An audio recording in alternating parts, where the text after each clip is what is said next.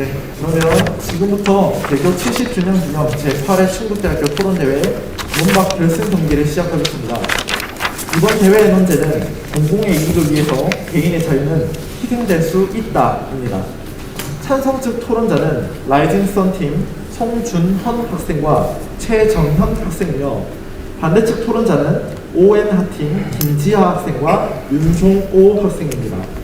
토론은 입론과 확인 질문, 반론과 확인 질문을 각각 한 번씩 진행한 뒤 자유토론과 최종 발언으로 이어집니다.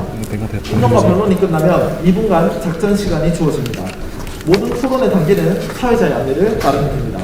각 토론 시간 종료 10초 전에 여기 있는 종을 울려드리겠습니다. 먼저 찬성팀 제1토론자의 입론이 있겠습니다. 입론 시간은 5분입니다. 저희는 이번 토론의 논제, 공공의 이익을 위해 개인의 자유는 희생될 수 있는가에 관하여 1. 헌법과 판례, 법률적 해석 2번 천부인권의 역설 3번 의무의 필요성을 그 근거로 공익을 위해 개인의 자유를 제한할 수 있다고 생각합니다. 우리 헌법 37조 2항에서 국민의 모든 자유와 권리는 국가의 안전보장, 질서 유지 또는 공공복리를 위해 필요한 경우에 하나여 법률로 제한할 수 있다고 규정하고 있습니다. 우리나라 최고법에서 개별적 기본권 제한의 허용성을 공공복리라는 목적과 함께 이미 적시하고 있다는 것은 개인의 기본권을 국가가 무제한적 보장해주는 것이 아닌 제한될 수도 있다는 여지를 남겨두고 있는 조항임에 그 의의가 있습니다. 또한 헌법 37조 2항에서 목적으로 적시되어 있는 국가안전보장 보장, 질서유지, 공공복리 가운데 다른 두 조항과는 달리 공공복리는 현대사회에서의 기본권 제한 사례들 중 가장 광범위하게 적용되는 목적인 만큼 공공복리라는 단서의 중요성은 더욱더 크다고 볼 수 있습니다. 더군다나 우리나라에서는 헌법상 모든 자유권에 대해 일괄적으로 제한할 수 있다는 일반적 법률 요구 조항을 두고 있고 현재 1996년 12월 26일 90헌법 19외 다수 판례에서는 그 제한의 대상으로 헌법 37조 2항 조항을 인권 제한의 수권 규정일 뿐만 아니라 한계 규정도 되므로 규정 문헌을 충실하게 모든 권리에 적용한다고 봄이 타당하다고 보고 있어 그 범위 또한 광범위한 제한이 이루어질 수 있다는 점은 더더욱더 권리 제한에서 공공복리라는 중요성을 잘 보여주고 있습니다. 또한 이는 아이러니하게도 절대주의 시대에 개인의 천부적인 권리를 주장하며 권위주의적 의식을 신장시켰던 사회계약설에 의해서도 정당화될 수 있습니다. 사회계약설의 주된 내용으로 모든 인간은 천부인권 권리를 갖는데 자연상태에서는 이러한 자유와 권리의 보장이 확실하지 않으므로 계약을 맺어 국가를 구성하고 자신들의 권리를 국가에 위임하였다는 내용에서 국가는 국가의 기본 목적인 기본권의 보장, 공동체의 목적을 위해서 당연히 기본권의 제한도 할 수 있다고 생각됩니다. 또한 루소는 여기서 더 나아가 사람들이 상호 보호성의 필요성을 절감하고 개인의 자유를 어느 정도 제한하여 국가를 세우고 그에 따라 규범과 법 질서를 확립하면 시민적 도덕과 책임의식이 생겨났다고 보았다는 점에서 이는 국가 기원에 있어서도 어느 정도 개인의 자유의 희생은 필연점임을 강증합니다. 우리 사회에서 공공의 이익을 위해 개인의 의무라는 이름으로 개인의 희생을 부과하고 있습니다. 좁은 의미에서 의무란 국가가 국민에게 부과하는 병역 의무, 납세 의무와 같이 국민의 의무를 의미하며 넓은 의미에서 의무는 내가 속한 조직이나 신분상 부과되는 의무를 의미합니다. 저희는 이러한 의무 또한 공공이익을 위해 개인의 자유권을 희생시키는 가장 대표적인 사례라고 생각합니다.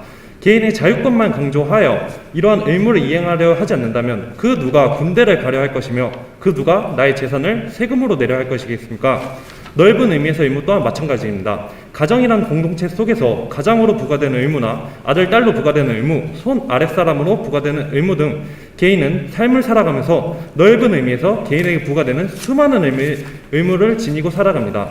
그러나 개인의 자유만 강조한 채 공공의 이익을 위한 의무들을 경시한다면 그 누가 경로우대와 같은 사회 미풍양속을 따르겠으며 그 누가 가정의 가정을 존속시킬 것이며 그 누가 지금까지 관행이나 관습을 따르려 하겠습니까?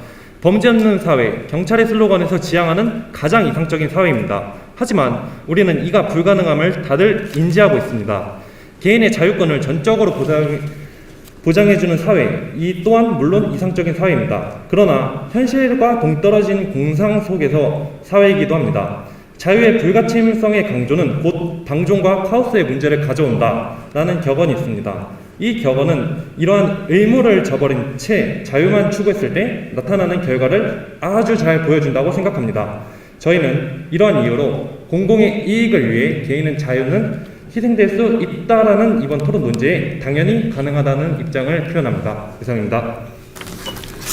네, 반대팀 제2토론자는 확인 질문해 주십시오.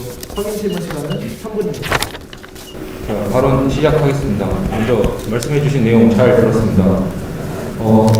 현재 우리 헌법에서 공공 복리 목적이 있다면 국민의 모든 자유는 제한이 가능하다라고 이제 법조항을 말씀해 주셨는데, 여기서 말하는 공공 복리 목적이라는 것은 듣기에는 상당히 좋게 들릴 수 있으나 좀 모호한 개념일 수 있다고 생각이 들었습니다. 특히 공공 복리 목적이라는 개념이 자의적으로 어떤 권력을 가진 사람에 의해 설정되거나 그런 일이 발생할 경우에는 불합리한 일이 오히려 더 발생할 수 있다고 생각하는데, 이에 대해서 어떻게 생각하시는지 이해해주시면.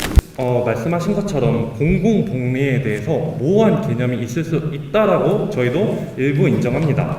그러나 한국 공익 개념, 공익 관련 법률 내용 분석을 중심으로 한 논문을 보시면 공익의 개념과 관련해서 120개의 법률을 분석한 결과 공익이란 개념의 구성 요소로서 공동체 다수의 이익이 가장 많은 빈도로 사용됐으며 공통 구성 요소로 확인된다고 밝힐 수 있습니다. 이로써 공공복리에 대해서 모호성이 조금 구체화될 수 있다라고 저는 생각합니다. 감사합니다. 그럼 추가적으로 하나만 더 여쭤보겠습니다.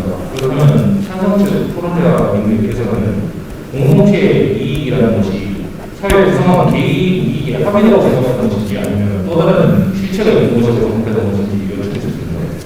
네, 사회 구성원 합의라고 생각합니다. 개인들의 이익의 합의, 공동체 이익과 동일한 의미라고 말씀하시는 겁니까?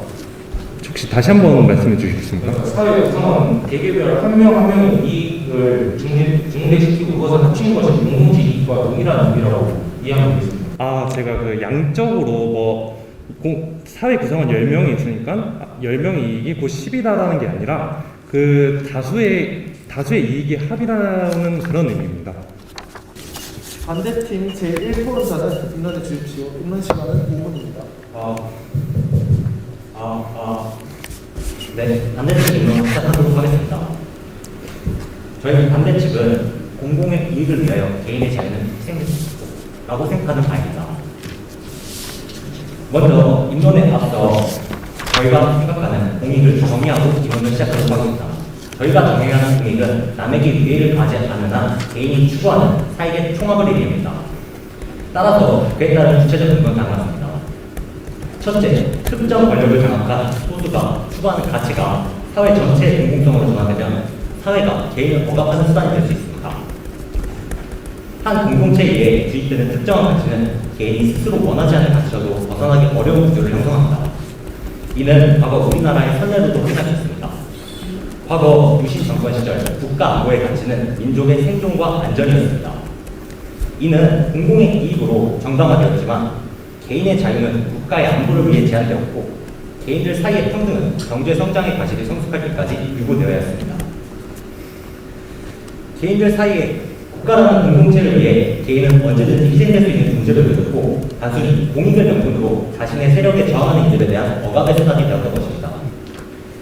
개인의 자유를 부담하는 채 공동체를 개인 속에 내면화하려는 사회의 영역이 가동될수록 개인성의 상실과 그에 따른 전체주의 사회의 전락이라는 위험성이 수반될 것입니다. 그리고 이는 일부 특정 권력을 장악한 소수가 자신의 이익을 극대화하려는 방안으로 특정한 가치를 공동체의 공공성으로 오해시킬 여지가 있습니다. 이처럼 공동체가 지향하는 공익 개념은 누가 어떤 방식으로 결정하는지에 대해 명확하지 않습니다. 어떤 특정한 가치를 공동체 전체의 가치로 기록할 수 있는지, 개인이 아닌 공동체가 어떻게 가치의 유효성을 결정하는지 불확실합니다. 또한 공공의 이익을 추구하는 과정에서 절차적 정당성을 확보하지 못한 경우 이는 진정한 의미의 공공이 아니라고 생각하는 바입니다. 따라서 권력을 가진 소수가 추구하는 가치가 사회 전체의 공공성으로 전환되면 이는 사회가 개인이 억압하는 수단이 될 수 있기 때문에 개인의 자유가 희생되어서는 안 된다고 생각하는 바입니다. 둘째, 개인의 자유를 억압한 공공성 확대는 개인의 자율성을 해치고 획일화된 사회를 구성하며 이는 궁극적으로 성장을 저해할 것입니다. 공공의 이익 극대화를 위한 대표적 방법은 사회체계 구성에 드는 시간적, 금전적 비용을 절감하는 것입니다.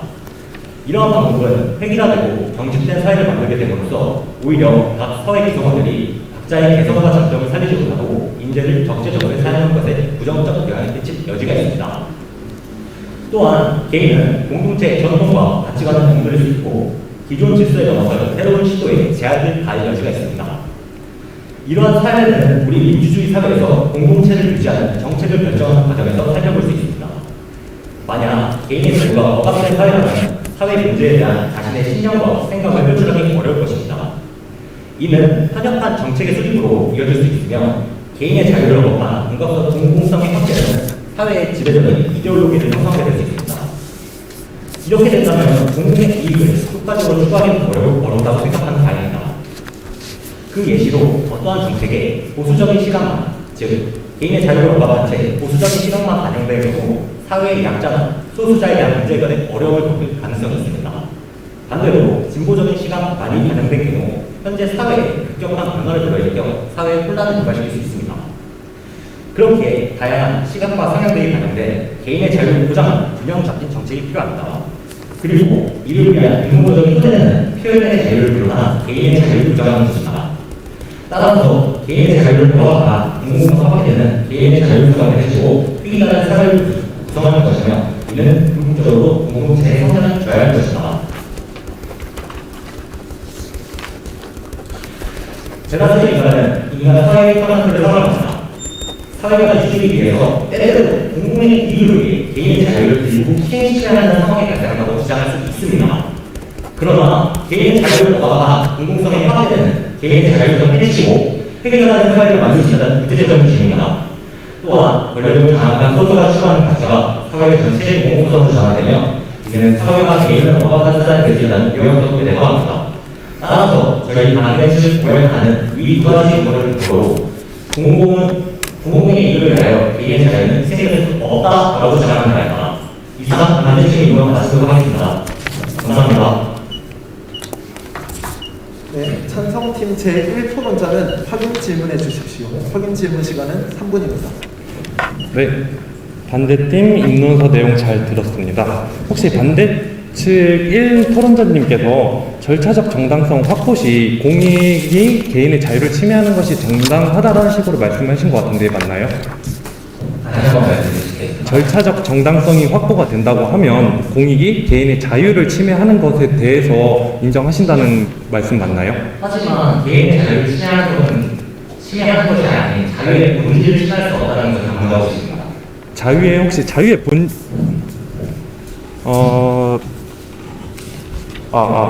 네. 일단 알겠습니다. 그리고 공익을 위해서 균형 잡힌 정책이 필요하다라고 말씀하신 거 혹시 맞나요? 네, 맞습니다. 그러면 균형 잡힌 정책이란 게 정책을 실현하다 보면 개인의 자유가 침해되는 상황이 필연적으로 발생하지 않을까요? 이 문제에 대해서 어떻게 생각하시나요? 자유에 대한 많은 관계가 있겠지만 저희가 주목하고 있는 것은 자유의 본질입니다. 당연히 정책을 실현하는 과정에서 이 충돌은 필연적으로 발생하는 것이 맞습니다. 하지만 이 과정에서 절차적 정당성이 확보될 수 있느냐의 문제가 첫 번째로 가정해야 할 경우이고 저희가 생각하는 두 번째로 중요한 문제는 이 자유의 침해에 있어서 그 자유의 본질을 건드리냐 마느냐 그 자유의 본질을 해치느냐에 관한 문제가 저희가 주목하고 있는 문제라고 생각합니다. 네, 알겠습니다. 그리고 공익은 사익의 총합이라고 아까 개념 정의를 내려주셨잖아요. 그러면 그 이익이 극대화되는 방향하고 공익으로서 공공의 이익이 개인의 자유를 제한함으로써 얻는 이익이면 개인 몇몇의 자유가 제한되는 것 반면 공동체의 이익이 커진다면 그게 더 합당한 사회라고 생각하시나요? 그러한 논리대로는 합당한 사회라고 생각할 수 있겠지만 저희가 생각하는 방법은 개인의 사익 추구가 공익의 기대라고 생각하는 것이 맞습니다. 하지만 이 개인의 사익 추구의 총합이 공익 기대로 이루어지기 위해서는 각자 개인의 자유가 보장되어야지 개인의 사익 추구로 이루어질 수 있다고 생각하는 바이기 때문에 저희는 공익이라는 개념을 개인 사익 추구의 총합으로 정했습니다. 네, 확인 질문 마치겠습니다. 감사합니다. 이상으로 입론을 마치고 반론으로 넘어가겠습니다. 찬성팀 제2 토론자는 반론해 주십시오. 반론 시간은 4분입니다. 찬성 측 반론 시작하겠습니다. 기본권의 가치는 사람에 따라 그 우열을 매길 수 없고 동등합니다. 한 개인이 금덩어리 하나를 희생시켜야 하거나 5명의 10원짜리의 동전을 희생시켜야 할 상황과 같이 개인이 희생해야 할 가치가 그를 희생함으로써 얻는 다수의 이익과 현저하게 차이가 나는 상황에서 다수를 선택하는 것은 잘못된 선택이라는 것을 저희 또한 인정합니다. 그러나 저희는 한 명 한 명의 가치가 동일한 다수의 기본권과 한 명의 기본권이 충돌할 경우 다수의 기본권을 보호하는 것이 옳다라는 이익형량의 원칙을 적용하는 것이 맞다라 설명드리고 있는 것입니다. 즉 같은 가치 5개와 1개 중 어느 하나가 희생되어야 할 상황이라면 그 이익의 양을 고려하는 것이 바람직하다는 것입니다. 다수의 이익을 위하여 한 개인의 이익이 침해되었다면 그 침해의 사실은 부정할 수 없는 사실입니다. 하지만 그러한 결과에 이르기까지 다수의 이익과 개인의 침해되는 이익 중 어떠한 것이 더 큰지에 관한 판사나 정책 집행에서의 관련 권위자들의 판단 과정이 있었을 것이고 그것이 사회적 합의를 거쳐 생성된 법에 의하여 정당화되었을 것입니다. 그렇다면 법치주의의 국가에 속한 국민이라면 당연히 따르는 것이 제1의 원칙이라고 생각합니다. 물론 한 사람의 희생된 이익에 관해 그에 대한 동정이나 희생에 대한 응분의 책임을 요하는 것은 당연한 처사입니다. 인간은 이미 소유하고 있는 것보다 잃은 것에 초점을 두는 심리학적 경향이 있습니다. 희생된 이익의 가치보다 더 큰 사회적 이익을 얻었더라도 그에 따른 희생에 초점을 두는 것입니다. 저희는 이에 그 희생된 이익에 충분한 보상을 해줌으로써 이를 해결해 나가는 것이 바람직한 절차라고 생각합니다. 그리고 이제 찬성 측 입론에서 사회가 개인의 자유권을 억압하는 게 시민을 억압하는 수단이 될 수 있다라고 말씀을 해주셨습니다. 첫 번째로 거기서 우리 헌법 37조의 제2항에서는 과잉금지의 원칙, 즉 비례의 원칙을 적용해서 침해의 그 정도에 한계를 두고 있습니다. 또한 이를 통해 전체주의로 나아갈 수 있다라고 주장을 하셨는데 이는 성급한 일반화의 오류를 범하고 계시는 것 같다라고 말씀을 드리고 싶습니다. 또한 공익의 그 불확실함을 일단 두 번째로 공익의 모호성을 설명을 해주셨는데 이는 앞서 설명한 그 논문에서 참고할 수 있듯이 다수의 이익이란 여러 가지 의미가 있겠지만 그중 다수의 이익이란 공통의 개념 구성 요소는 모두 공통으로 가지고 있다라고 밝히고 있습니다. 이를 통해 두 번째 논문을 해결할 수 있을 것 같습니다. 또한 개인의 자유를 억압하는 공공의 자유 추구는 곧 공공의 이익도 훼손하는 것이라고 말씀을 해주셨습니다. 공동체가 개인의 집합인 것은 맞습니다. 하지만 공동체에 포함된 개인과 그 권리를 희생하는 개인은 다르다는 걸 구별을 해야 합니다. 공동체의 이익과 개인의 이익, 가령 자유권이 충돌할 때 공동체는 개인의 집합체이고 개인의 권리 보장은 공동체의 이익으로 나아갈 수 있다라는 논거는 공동체에 속한 개인과 공동체와 대립하는 개인을 구분하지 못하고 있는 것입니다. 공동체 속에 개인의 권리를 희생하는 개인은 개별적이라는 것을 말씀드리고 싶습니다. 이상입니다. 반대팀 제1토론자는 확인 질문해 주십시오. 확인 질문 시간은 3분입니다. 네, 찬성 자료 잘 들었습니다. 그럼 먼저 질문하도록 하겠습니다. 아까 찬성 측은 제1토론자님께서 다수가 추구하는 공공의 이익의 가치를 가장 중시해야 한다고 말씀하셨는데 맞습니까? 다수의 이익이 공익과 연결돼서 그게 추구하는 것이 바람직하다고 말씀을 드렸습니다. 그러면 다수가 추구하는 공공의 이익의 가치, 이 가치의 선례가 개인의 실존적 위협으로 다가오게 되고 이 가치의 공공의 이익도 중시해야 한다고 생각하나요? 지금 정확하게 잘 들리지 않아서 혹시 다시 한번 말씀해 주실 수 있을까요? 말씀드리겠습니다. 아까 다수가 추구하는 공공의 이익의 가치를 가장 중시하신다고 말씀하셨는데 이런 가치의 사회화가 개인에게 사회를 살아가는 데 있어서 실존적 위협으로 다가올 경우에도 이러한 가치를 중시해야 하나요? 일단 저희가 거기에 대해서 주장하는 바로는 그 개인에 대해 실존적 위협으로 다가오는 사례가 법적으로 거의 막혀 있다라는 것입니다. 아까에도 말씀드렸다시피 우리 헌법 제 37조 2항에는 이러한 개인의 기본권을 침해할 때 이제 비례의 원칙과 비례의 원칙, 즉 과잉금지의 원칙을 적용하고 있습니다. 거기서 이제 뭐 침해의 최소성, 뭐 목적의 합리성, 한목적성 등을 이제 고려해서 이제 그 기본권 침해 정도가 이제 어느 정도 이제 제한을 두고 있기 때문에 그 정도 그 개인이 자신에게 그 위협이 될 정도라고 생각할 정도까지 나아가진 않는다라고 생각합니다. 하지만 인종, 공유, 민족 성별에 대한 문제가 같이 사회와 연관되면 이미 실존적 위험을 다가주는 경우가 아닐까요?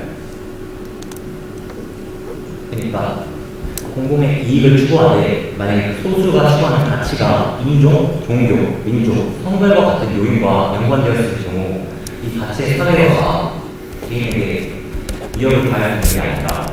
저는 그 점에 대해 의문을 갖게 되었습니다. 가치의 사회화가 개인의 그 위협이 될 수 있는가, 이 점에 대해서는 이제 자유토론 시간에 가서 말씀을 드리겠습니다. 네, 감사합니다. 그럼 이상으로 확인을 마치도록 하겠습니다. 반대팀 제2 토론자는 반론해 주십시오. 반론 시간은 4분입니다. 예, 반론 시작하겠습니다. 찬성적 토론자 분들께서 제시해 주셨던 첫 번째 그리고 두 번째 논거에 대해서 좀 반론할 내용이 있어서 먼저 말씀드리겠습니다. 헌법 제37조 1항의 공공공리의 목적으로는 모든 자유가 제한이 가능하다. 그리고 청구인과 사회 계약설 내용을 말씀해 주시면서 청구인권을 양보하고 국가를 이제 형성하게 된다라고 말씀드리는데 이 내용에 대해 공익이라는 개념이 굉장히 자의적으로 정의될 수 있으며 그 자의적인 정의가 얼마나 위험성을 많이 갖고 있는지에 대해서 좀 말씀을 드리고 싶습니다. 공공이익이라는 개념은 말 그대로 공공에 의해 즉 사회를 구성하는 다수의 합의에 의해 정의될 필요가 있습니다. 그러나 역사적으로 실제 사회를 살펴보면 공공이익 개념이 거대 권력을 가진 소수 집단에 의해 설정될 가능성과 분명 존재합니다. 또한 그럴 경우 공익에 수월하는 영목하에 개인의 자유에 대한 불필요하고 무제한적인 억압이 일어날 수도 있습니다. 그렇게 된다면 목적으로 생각되었던 공익은 오히려 저해되게 되며 개인 역시 불행해질 수 있기 때문에 공공의 이익을 위한다는 명목으로 개인의 자유를 제한하는 것은 상당한 위험성이 있는 행위라고 할 수 있습니다.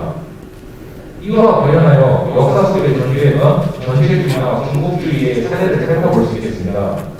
예를 들어 제2차 세계대전 당시 독일의 나치즘을 살펴보면 히틀러와 나치 당에서는 유대인을 절대 악으로 규정하고 그들을 처형하거나 죽이는 것을 마치 공공의 이익인 것처럼 포장하였습니다. 이러한 사례가 대표적인 문제라고 볼 수 있습니다. 여기에서 설정된 공공의 이익은 진정한 공공의 이익이라기보다는 특정 소수 권력 집단이 설정한 이익의 개념이며 이는 오히려 기부적 차원에서는 공익의 저해라고 볼 수 있다고 생각이 되었습니다.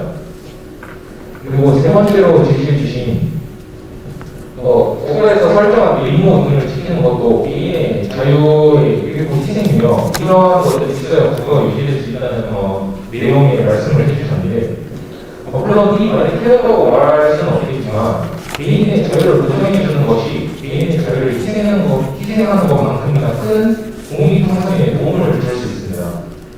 이와 관련하여 한 가지 또 사례를 살펴볼 수 있겠습니다. 예를 들어 과거 군사 정권이나 독재 시기와 같은 경우에는 개인의 표현의 자유나 집회와 별사의 자유 등이 상당히 제한된 시절이 있었습니다. 그런데 이러한 개인의 집회와 별사의 자유, 표현의 자유 등을 보장함으로 인해 일어나는 다양한 사회적 활동과 시민단체 결성 등은 정치권에서 효과적으로 해결하지 못하는 사회적 문제를 해결하는 데 도움을 줄 수도 있습니다. 이와 관련해서 개인의 자유를 카라에 빗대어 생각해 볼 수 있겠습니다. 카라는 요리를 하는 데 사용하여 개인과 집단의 행복을 증진하는 데 도움이 될 수 있는 반면 잘못 사용한다면 인명 피해를 낼 수 있는 양가적 가치를 지닌 도구입니다. 칼이 사람에게 피해를 줄 가능성이 있다고 해서 있다는 것은 부정할 수 없겠으나 그렇다고 해서 우리 사회에서 칼 자체를 사용하지 못하게 하고 있지는 않습니다. 칼이 긍정적인 방향으로 사용되고 긍정적인 영향을 나갈 가능성도 충분히 있기 때문입니다. 이러한 점을 고려하였을 때 개인의 자유 보장 자체의 제한을 두기보다는 개인의 자유를 최대한 보장해 주되 그 보장된 자유가 긍정적 방향으로 더 많이 쓰일 수 있도록 상황에서 유의책을 제공해 주는 방법이 더욱 효과적인 방법이 될 수 있을 것이라 생각됩니다. 이상으로 반론을 마치겠습니다. 찬성팀 제2 토론자는 확인 질문해 주십시오. 확인 질문 시간은 3분입니다.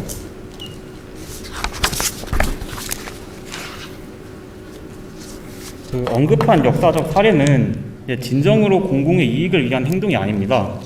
이 나치 같은 경우를 이제 말씀을 해주셨는데 이제 그것은 그저 공공의 이익이라는 명분으로 다른 이익을 챙기려는 행동이었을 뿐입니다.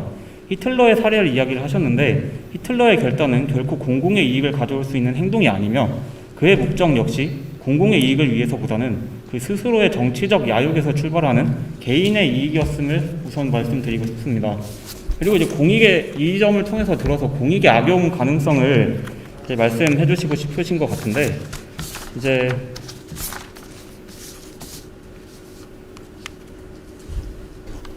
우리나라는 이제 삼권 분립의 권력 분립 형제를 채택하고 있습니다. 정부나 유력한 당파에 의하여 일방적인 해석이 이루어지게 되면서 공공본이라는 개념을 히틀러의 나치즘과 같이 무기로 사용하면서 개인의 자유권을 제한하려 하여도 이제 당사자들이 고소를 통해 사법부의 해석을 구할 수 있으며 권리구제형 헌법 소원을 통해 현재의 그 권리구제를 요청할 수도 있습니다. 행정부의 집행에 있어서도 관련 절차에 따르기 마련입니다. 이러한 절차들이 진행되는 동안 개인의 자유권을 국가가 침해하는 사례들은 언론이나 인터넷 등을 통해 공론화되기 마련입니다.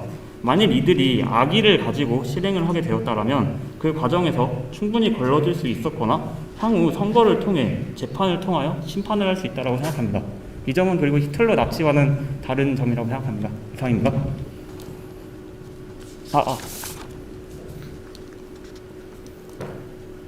네. 나머지 추가 질문 이어가겠습니다. 그리고 이제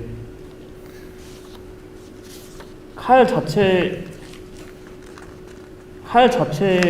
이제 비유를 해주셨는데 이제 칼이 부정적인 면이 있어도 그래도 이제 현실에서 사용하고 있다라는 말씀을 해주셨는데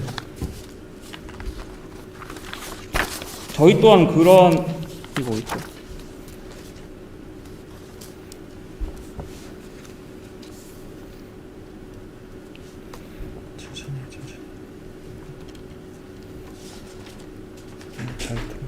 이러한 이제 사람들이 살아가는 데 있어서 접하게 되는 이제 방식들이나 체제 이런 방법들에 대해서 항상 완벽한 결과를 도출해내는 체제나 방법은 없다라고 생각합니다. 우리가 채택하고 있는 자본주의나 민주주의 또한 공산주의나 사회주의에 비하여 좀 더 최선의 결과를 위해 도출하기에 채택을 하였을 뿐 자본주의의 빈부격차 같은 한계점들이 존재한다 하여 이를 채택하지 않는 것은 아닙니다. 칼 또한 마찬가지입니다. 그것이 이제 악의적으로 사용될 경우 특정 집단에 의하여 아니면 특정한 개인에 의해 악의적으로 사용될 경우 그것이 부정적인 결과를 낳을 수는 있겠지만 그것에 대해서 이제 칼을 전면적으로 규제하지 않는 그러한 이유 때문에 이제 칼의 그 사용을 전면적으로 규제하지 않는 것이라고 말씀드리고 싶습니다. 네, 이상으로 반론을 마치겠습니다. 자유토론에 앞서 2분간 작전 시간을 갖겠습니다. 토론자들은 주장 및 쟁점 사항을 정리해 주시기 바랍니다.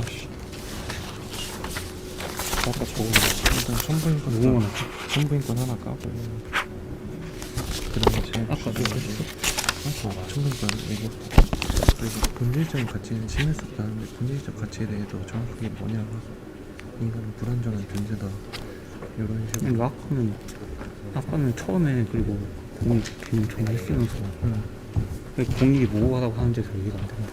그렇게 물어보죠.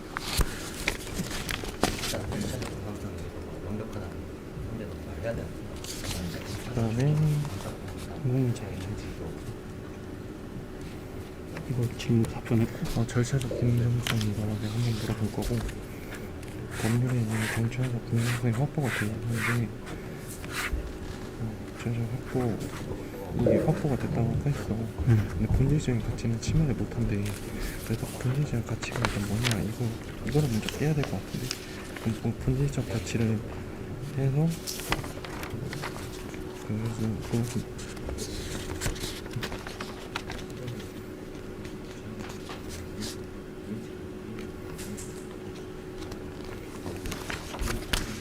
다시 뭐라고 했다고? 본질적 가치는 침해할 수 없대. 그래서 이 본질적 가치에 대해서 뭐 모호한 개념 이걸로 해서 본질적 가치가 뭐냐고 정확히 물어봐야 될 것 같아요.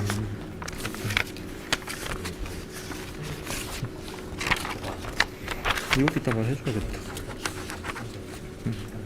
추월성 한지도 한국에서는 권리 충돌에 대해서 판례는 마지막에 지금 그거잖아, 저도. 그러니까 절통 끝나기 전에 한 14분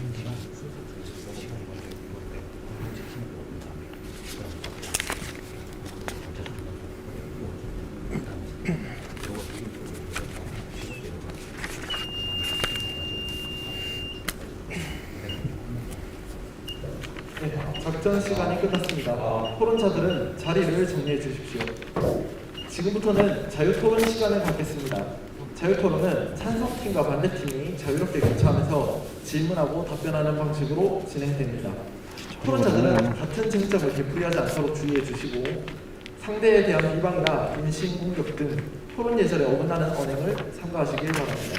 사회자는 부득이한 경우에만 개입하겠습니다. 그럼 먼저 발언을 원하는 팀은 손을 들어주십시오. 네, 그럼 먼저 반대팀 주도의 발언 기회를 드리겠습니다. 네. 자, 그럼 시작하도록 하겠습니다. 아까 그 찬성주의를 강조하신 바는 공익은 공동체의 이익이라고 말씀하셨습니다. 근데 우리 사회에서는 여러 공동체가 공존하고 있다고 생각합니다. 만약 공동체가 이익이 상충할 때 공동체의 이익 추구가 다른 공동체의 피해와 권리 침해를 요구하는 경우 이러한 문제점을 어떻게 해결할 수 있다고 생각하십니까? 답변드리겠습니다. 지금 공동체의 이익 추구가 다른 공동체의 이익을 침해할 때 어떻게 할지 여쭤보셨는데, 지금 현재 토론 논제가 공공의 이익을 위해 개인의 자유는 침해할 수 있는가에 대해서 공공과 개인을 묻고 있는 토론의 논제인 만큼 공동체와 공동체를 비교하는 것은 이제 논리가 맞지 않다고 생각합니다. 제가 이 질문을 드린 것은 공익추구의 절차적 정당성을 언급하기 위해서 질문을 드렸고요. 공익추구의 절차적 정당성을 확보하기 위해서는 개인의 자유와 사회 구성 전체 합의가 필요하다고 생각합니다. 만약 개인의 자유를 보장하기 위해서는 개인과 사회 전체의 합의라는 공동체적 가치가 인정하지 않으면 이루어질 수 없다는 의미를 말하는데요. 만약에 공익추구에 있어서 절차적 정당성이 확보되지 않은 경우 생기는 문제점에 대해 어떻게 생각하십니까? 그럼 반대측 제1토론자분은 절차적 정당성이 확보가 되면 그 개인의 자유가 제한될 수 있다라는 식의 말씀을 하신 거 맞나요? 예, 맞습니다. 그 대부분 절차적 정당성이 확보된다고 하는 거는 법률을 집행하거나 특정 행정기관이 뭐 절차를 집행할 때 절차적 공정성이 확보된다고 하는데, 이 법률은 국회에서 법률을 만들어 국민의 대표로 뽑은 국회의원들이 그 법률에 대해서 충분한 심의와 논의를 거쳐 법률을 만들었기 때문에 사회적 합의가 어느 정도 이루어진 절차적 집행이 아닐까라는 반문을 드리겠습니다. 방금 말씀해 주신 내용에 대해서 추가적으로 질문을 드리겠습니다. 찬성적 토론자분들께서 방금 말씀해 주신 내용이나 혹은 앞서 말씀해 주셨던 상권 분립이 잘 이루어져 있다라는 내용은 저도 동의합니다. 그래서 이런 절차적 정당성이 확보가 되어 있기 때문에 일반적인 법조항의 해석으로 그 법을 무효화할 수 없게 되어 있다. 그래서 우리나라에서는 그럴 가능성이 적다라는 취지의 말씀을 해주신 것 같은데, 절차적 구조가 완성되어 있어도 문제가 발생할 가능성은 없는지, 또한 그렇게 절차적 정당성이 완성되어 있다는 생각을 갖게 되어서 뭔가가 잘못 돌아가고 있을 때 그 잘못 돌아가는 것 자체를 인지하지 못할 가능성은 없는지, 이에 대해서 좀 여쭙고 싶습니다. 네. 절차적 정당성으로 특정 문제가 발생할 가능성이 있다는 부분에 대해서 저희도 인정을 합니다. 그래서 법률에 대해서 법률이 한번 만들어지고 나면 끝이 아닌 끊임없는 수정과 개정 절차가 이루어지는 것이 그것 때문이죠. 그리고 법률을 통해서 충분한 보상이 이루어지기 때문에 반대측이 말씀하신 문제는 어느 정도 해결 가능하다고 생각합니다. 그렇다면 찬성측에서는 법 조항에 의해 개인이 자유를 일부 희생당하고, 그리고 그 법률이 수정과 개정 절차를 계속해서 거치면서 그것을 최소화하고 뭔가 보상을 주어질 수 있도록 하는 것이 가장 최선의 방법이라고 생각하시는 겁니까? 네, 맞습니다. 그렇게 생각할 수도 있겠지만 오히려 개인의 자유를 최대한 보장해주고 그 보장된 자유를 좀 더 긍정적인 방향, 그러니까 우리 주제와 같이 공공의 이익을 위해서 개인의 자유가 사용될 수 있도록 하는 유인책을 제공해 주는 것이 오히려 더 이상적이고 효과적인 해결책이 될 수도 있다고 생각이 되었습니다. 예를 들어서 여기서 말하는 유인책이란 사회 구성원 개인의 목표를 공동체의 목표와 동일시할 수 있는 그런 방향의 유인책을 말하는 건데요. 개인의 목표와 공동체의 목표가 동일시 된다면 개인은 자기 자신을 위해서 일을 하더라도 공동체의 이익을 증진할 수 있을 것입니다. 그렇다면 공공의 이익과 개인의 자유라는 것은 서로 충돌하는 개념이 아니라 개인은 자기 자신의 개인의 이익을 추구할 수도 있고 동시에 그것은 공공의 이익도 추구할 수 있는 더 좋은 방안이 될 수도 있을 것이라 생각되는데 이에 대해서 창원실에서 어떤 생각을 갖고 계신지 여쭙고 싶습니다. 이에 대해서는 저희가 입론에 말씀드렸던 의무와 관해서 이제 말씀을 드릴 수 있을 것 같습니다. 아까 말씀드렸던 국방의 의무, 납세의 의무 같은 경우 이러한 의무들에 대해 유인책을 제공하고 대신 강제를 하지 않는다라고 하면 사람들이 과연 지킬 것인가 라고 이제 반문을 할 수 있을 것 같습니다. 이상인가? 강제를 하지 않는다 하더라도 의무, 그러니까 공공이익을 위해서 필요한 사항들은 충분히 실행이 가능하다고 생각합니다. 그래서 제가 방금 유인책을 말씀드린 건데요. 예를 들어서 국방의 의무를 한번 예로 들어보겠습니다. 군대를 다녀왔을 때 뭔가 사회적으로 이점이 주어지는, 그러니까 법적으로 규정이 되어 있어서 군대를 다니 않는 사람을 처벌을 하거나 감옥에 집어넣는 형식이 아니라 군대를 다녀온 사람에게 뭔가 추가적으로 이득이 될 수 있는 그런 제도가 사회적으로 마련이 된다면 개인은 그 사회적인 이득을 얻기 위해서라도 공공의 이익에 부합하는 그런 행동을 자기 자유의지를 아닌 상태에서 충분히 수행할 수 있을 것이라고 생각이 듭니다. 이에 대한 의견도 좀 여쭙고 아, 네. 저희도 역시 군 장병에 대해서 처우가 그렇게 좋지 못하다는 점에 대해서는 공감을 합니다. 그러나 군대를 간다는 것은 뭐 단순히 강제성이 헌법에 의해서 대한민국 국민이 가진 4대 의무로 군대를 가는 것이라고 생각을 하고, 그 다음에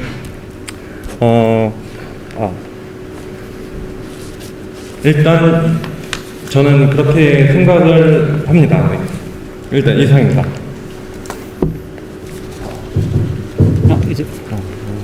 이제 제가 질문 드리겠습니다.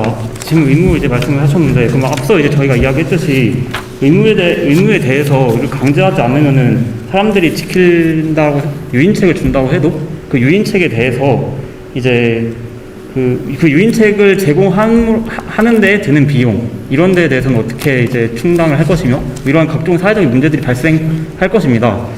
또한 저희가 앞서 말씀드렸던 것처럼 유인책을 주고 강제하지 않으면 사람들이 지킬 것이지 병역의 의무와 같이 사람들이 지키지 않을 것이기 분명하기 때문에 저희는 이에 대해서 실효성이 없다라고 생각하는 바입니다. 방금 말씀해 주신 내용에 대해서 좀 이야기하고 싶은 내용은 먼저 유인책을 사용하여서 이런 의무를 지키게 한다면 잘 지키지 않을 것이다라고 말씀을 해주셨는데 현재 강제하고 있는 상황임에도 불구하고 병역을 피하고자 여러 가지 노력을 하는 사람들도 있지 않습니까?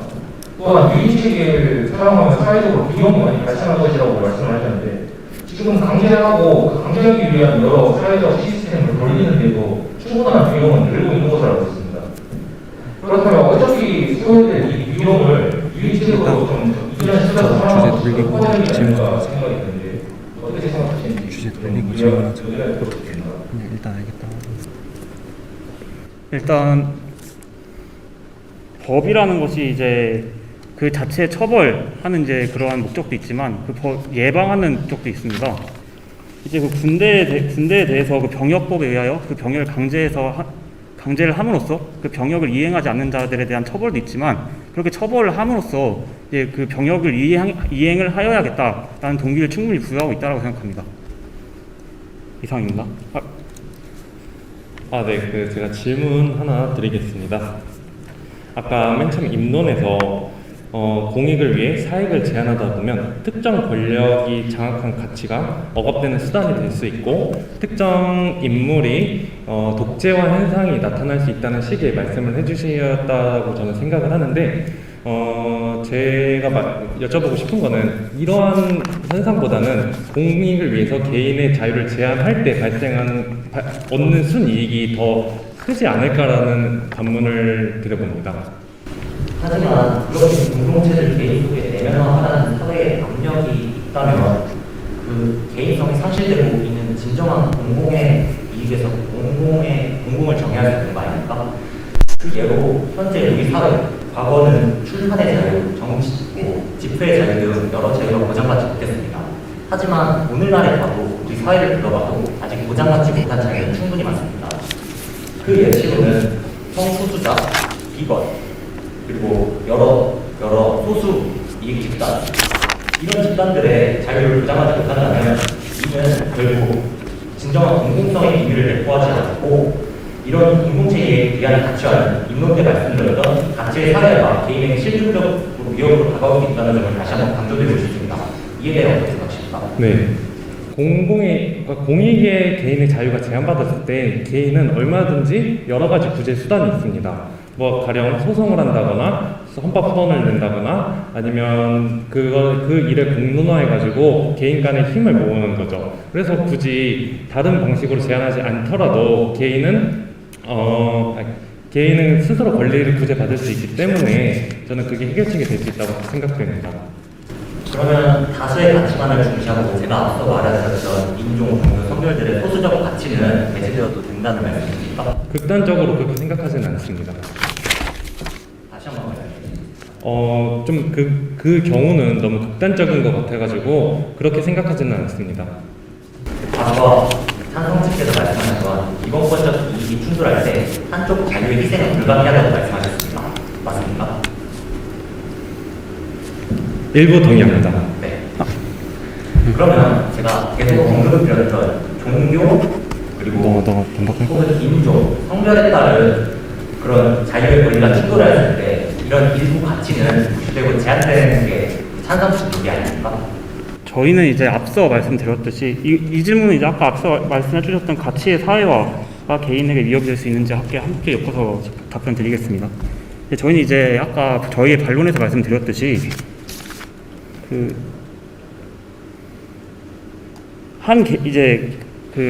같은 기본권이 충돌할 때 그거에 대해서 이익 청량의 원칙을 적용해야 된다고 생각을 합니다.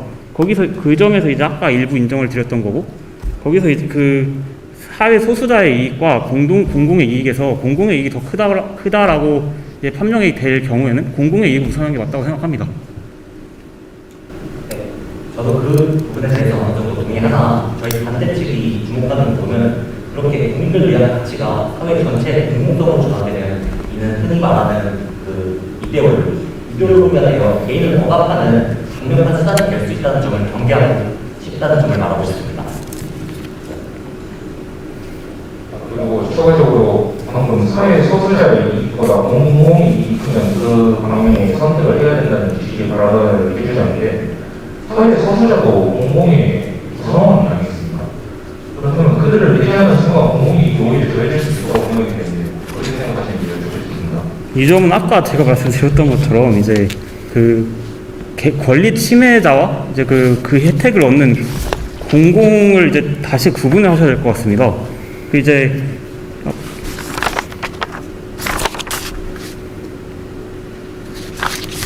그러니까 이제 고속도로를 이제 예를 들겠습니다. 이제 고속도로의 이제 건립에 있어서 이제 강제로 토지를 수용하게 되는 절차가 있다라고 하면 거기서 이제 강제 토지 수용 절차에 대해서 이제 희생이 되는 개인이 있을 겁니다. 여기에 대해서 이 개인의 그 희생을 이제 이 개인의 희생을 보장한다고 해서 공공의 이익이 보장이 되는 것이 아니라고 제가 계속 말씀을 드리고 싶은 겁니다. 오히려 이 개인의 이 자유권을 보장을 함으로써 이 얻는 원래 얻을 수 있었던 공공의 이익이 이미 침해되었고 이 개인과 이 혜택을 보는 수혜자인 공공에 속한 개인이 이미 다르기 때문에 이 둘에 대한 개인을 구별을 해야 된다라고 아까 말씀을 드렸습니다. 그럼 원초적인 질문을 하나 드리고 가겠습니다. 그리고 아직 그리고 이제 그러한 이제 권리의 충돌 같은 경우에서도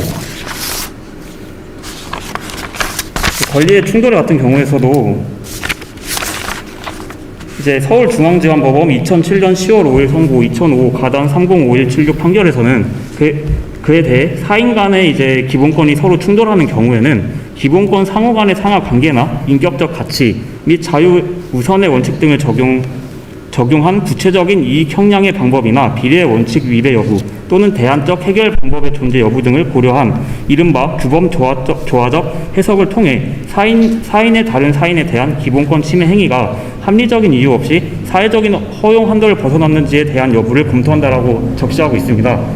이 판례에 대해 이제 적시되어 있는 내용은 그 사회 소수자들에 관한 이제 그런 자유권 침해와도 이제 충분한 답변이 될 것이라 생각합니다. 네, 이상으로 저희 토론을 마치겠습니다. 반대팀 제2 토론자는 최종 발언해 주시고 발언 시간은 1분입니다. 최종 발언 시작하겠습니다. 공공이 그리고 개인의 자유와 같은 개념은 매우 추상적인 개념입니다. 지금까지 수많은 학자들이 개인의 자유와 공공이 개념을 정의되었고 또 저희도 이번 토론을 준비하면서 두 개념에 대한 정의를 내려봤지만 이러한 개념들의 정의는 언제든지 자의적으로 바뀔 수 있습니다. 특히 권력을 가진 선수 집단이 자신들의 입맛에 맞게 개념들을 정의하고 이에 다수가 동의하게 되면 그 개념을 받아들이지 못하는 사람들에게는 폭력으로 다가올 수도 있습니다. 또한 무엇보다도 공공의 이익을 위해 개인의 자유를 희생하는 말의 주장과는 달리 개인의 자유를 보장해주는 것이 오히려 더 큰 공공이익 보장에 도움이 될 수 있습니다. 이러한 점들을 고려하였을 때 저희는 공공의 이익을 위해 개인의 자유는 희생돼서 안 된다고 생각합니다. 발언 마치겠습니다. 찬성팀 제2 토론자는 최종 발언해 주십시오. 발언 시간은 1분입니다. 살루스 포플리 스프레마 렉스 로크의 통치론에서 나오는 공공의 복리가 최고의 법이다라는 격언이 있습니다. 이는 공공 복리는 우리 사회가 추구해야 할 최고의 규범적 가치를 의미함을 단적으로 잘 보여주는 격언입니다. 현재 우리 사회에서 공공의 이익을 위해 개인의 자유를 희생시키는 사례들은 무수히 많이 찾아볼 수 있습니다.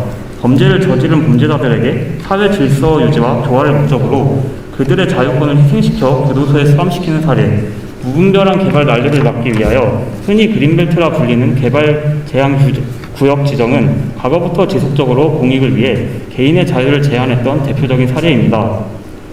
이처럼 이미 우리 사회에서 그 일례들은 수없이 많이 실행되고 있고 앞서 이야기하였던 법률적 해석, 첨부 인권설의 역설, 임무의 필요성을 그 근거로 저희는 공공의 이익을 위하여 개인의 자유를 제한할 수 있다고 생각합니다. 이상입니다.